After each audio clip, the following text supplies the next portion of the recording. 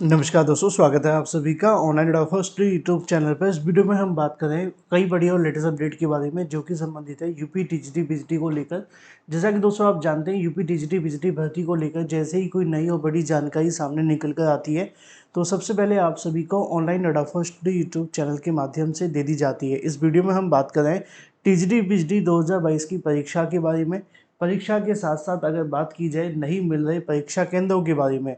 दोस्तों, जैसा कि आप जानते हैं कि इस समय पर चाहे कोई भी परीक्षा हो, टीजीटी बीजीटी की परीक्षा हो या उत्तर प्रदेश शिक्षा सेवा चयन आयोग के माध्यम से होने वाली कोई और परीक्षा, आयोग की परीक्षा हो या यूपी पीएससी की परीक्षा, यूपी डब्ल्यूएससी की हो या किसी भी आयोग की परीक्षा, जिस भर्ती के अंदर बड़ी संख्या में अभ्यर्थियों ने आवेदन किया है, ज़्यादा से ज़्यादा अभ्यर्थी इन भर्तियों में सम्मिलित हुए हैं, तो ऐसे में आज की तारीख में इन अभ्यर्थियों की परीक्षा कराना किसी बड़ी चुनौती से कम नहीं है, क्योंकि चाहे वो आयोग हो या शासन प्रशासन, किसी भी परीक्षा को कराने के लिए उनको युद्ध स्तर पे काम करना पड़ता है, तब जाकर के वो परीक्षा हो पाती है। और कुछ परीक्षाओं के पेपर लीक भी हो गए, चाहे वो अगर बात की जाए उत्तर प्रदेश पुलिस भर्ती बोर्ड की बात की जाए, उनका पेपर लीक हो गया था। उसमें 50 लाख से ज़्यादा अभ्यर्थियों को परीक्षा देनी थी, बावजूद इसके पेपर लीक हुआ, परीक्षा को रद्द करना पड़ा।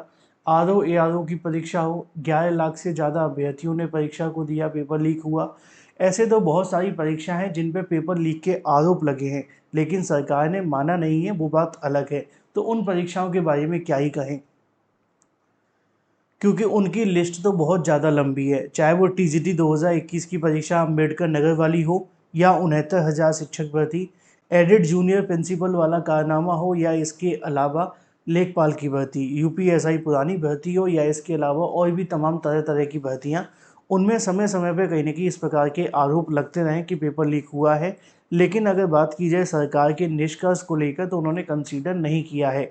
असिस्टेंट प्रोफेसर भर्ती को लेकर भी बातें सामने आई थी, बहुत सारी चीज़ें निकली थी, मीडिया में ये भी आया था कि आयोग के एक अधिकारी को भी गिरफ्तार कर लिया गया है, लेकिन उसका भी निष्कर्ष जो निकला वो ये रहा कि जानकारी नहीं दी गई और ना पता चला कि पेपर लीक हुआ था या नहीं। अब एक नई समस्या आपके सामने आ गई है और ये समस्या है परीक्षा केंद्रों को लेकर। मुझे पता है बहुत सारे ऐसे अभ्यर्थी रहे होंगे जो लगातार इसको लेकर कमेंट मैंने देखे हैं, वो ये कहते हैं सर ये क्या नई नौटंकी चलने लगी कि आपके लिए परीक्षा केंद्र नहीं मिल रहा, ये नहीं मिल रहा, वो नहीं मिल रहा, जबकि बड़ी संख्या में परीक्षा केंद्र मौजूद हैं। तो उसके पीछे का एक सबसे बड़ा जो कारण है वो है सरकार का शासन का आदेश। शासन ने जब ये तमाम तरीके की परीक्षाएं लीक हुई, आरओ एआरओ और भी बहुत सारी, तो उन्होंने एक यहाँ पे नियम बनाया। और वो नियम ये बनाया कि किसी भी परीक्षा को कराने से पहले शासन को क्या करना होगा, सॉरी, आयोग को क्या करना होगा, आयोग के माध्यम से इन परीक्षाओं के संबंध में जो करना है वो ये कि शासन के नियम का पालन करना है। अब शासन का नियम क्या कहता है वो बहुत महत्वपूर्ण है। शासन का जो नियम है वो ये कहता है कि आपकी परीक्षा के लिए परीक्षा केंद्रों को बनाते समय इस बात का ध्यान रखा जाए कि कोई भी परीक्षा केंद्र प्राइवेट विद्यालय या निजी विद्यालय से संबंधित ना हो। यानी कि अगर आप किसी ऐसे परीक्षा केंद्र को परीक्षा केंद्र बना रहे हैं जो आपके लिए निजी विद्यालय या प्राइवेट विद्यालय से संबंधित नहीं है, यानी कि संबंधित है, तो आप नहीं बना सकते हैं। अब इसको लेकर सीधी सी बात यह है कि मान लो कि पिछली बार जब आपकी 69,000 की शिक्षक भर्ती हुई थी, उसमें जो पेपर लीक का आरोप लगा था वो मायावती दुबे की वजह से ही तो लगा था। अब मायावती दुबे की वजह से जो आरोप लगा था उसमें पेपर लीक हुआ था, ये बात कन्फर्म है ना। लेकिन उसकी वजह से मामला और ज़्यादा बिगड़ गया था। तो 69,000 के अंदर सरकार ने नहीं माना, लेकिन चीज़ें तो आप जानते हैं कि इस प्रकार की देखने के लिए मिली थी। अब एक नई चीज़ आपके सामने आ गई है कि भाई जब परीक्षा केंद्रों को लेकर नए नियम का पालन किया जा रहा है, तो यहाँ पे आप सभी के लिए जो परीक्षा केंद्र है बहुत ज़्यादा दूरी पे बनाए जा रहे हैं। अब इसकी दूरी की कारण क्या है, इसको लेकर मैं आपको दिखा दूँ। यहाँ पे जो सबसे बड़ा कारण बन गया है वो ये है कि आपकी परीक्षाओं के लिए 500-500 किलोमीटर की दूरी पे परीक्षा केंद्र बनाए जा रहे हैं। अब अभ्यर्थी कहेंगे सर ये कौन सी नई समस्या है, अगर ऐसे होगा तो फिर यहाँ पे 500-500 किलोमीटर परीक्षा केंद्र हम परीक्षा देने कैसे जाएंगे। इसके बारे में जानकारी आज ही आप सभी को अलग अलग समाचार पत्रों में भी देखने के लिए मिलती है। अब ऐसे तो परीक्षा मान लो कि फिर हो ही नहीं पाएगी ना, जब तक इसका कोई समाधान नहीं निकलेगा। तो यहाँ पे आप आज ही की एक न्यूज़पेपर में देखो, ये बहुत महत्वपूर्ण जानकारी है टीजीटी बीजीटी के मतलब से लेकर, ठीक है।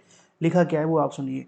आजमगढ़ की अगर बात की जाए, अभ्यर्थी शुभम को केंद्र उत्तर प्रदेश के अंदर ही परीक्षा केंद्र एक जगह से दूसरी जगह जाने के लिए 500 किलोमीटर की दूरी तय करनी पड़ रही है। हैरानगी की बात यह है कि परीक्षा से 10 दिन पहले जानकारी मिलती है। अब परीक्षा से 10 दिन पहले अगर आपको ये बताया जाए कि आपको 500 किलोमीटर दूर जाना है, तो कम से कम 2 दिन पहले तो आपको निकलना ही पड़ेगा, या 3 दिन पहले आपको निकलना पड़ेगा।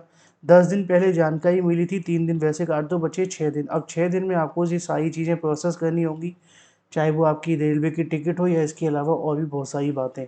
लिखा हुआ है कि आजमगढ़ के परीक्षार्थी शुभम को केंद्र करीबन 450 किलोमीटर दूर मिला है। शाहजहाँपुर में रहने वाले हैं वो, और उनको परीक्षा केंद्र कहाँ पे दिया गया है? आजमगढ़ में।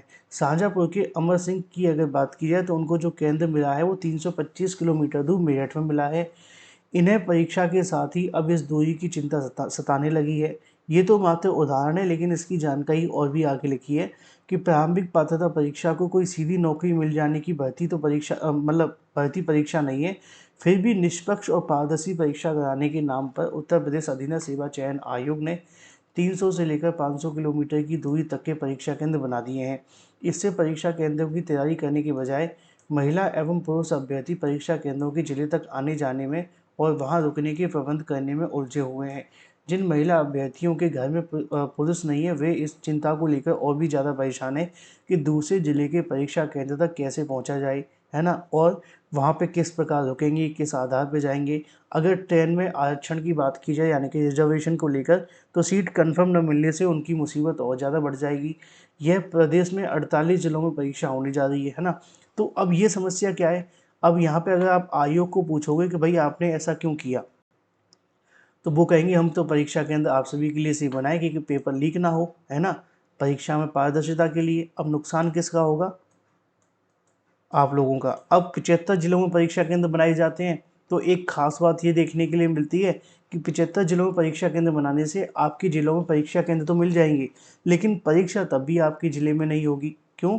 क्योंकि आयोग के माध्यम से बताया भी गया था कि मान लो कि आप अगर आगरा से आते हैं, ठीक है, आगरा से आते हैं और आगरा में परीक्षा केंद्र मौजूद भी है, तब भी ऐसी कंडीशन में क्या होगा कि आपके लिए जो परीक्षा केंद्र बनाए जाएंगे वो आगरा की नज़दीकी मंडल या जनपद के अंदर बनाई जाने की कोशिश की जाएगी, जिससे कि परीक्षा में लीक ना हो पाए। अब आगरा के नज़दीक की अगर बात की जाए, तो आपके लिए अलीगढ़ वगैरह, हाथरस वगैरह जो ज़िले पड़ते हैं, है ना, ये आप सभी के लिए देखने के लिए मिलेंगे। अगर मंडल की बात की जाए तो फिर आपके लिए समस्या बढ़ जाएगी।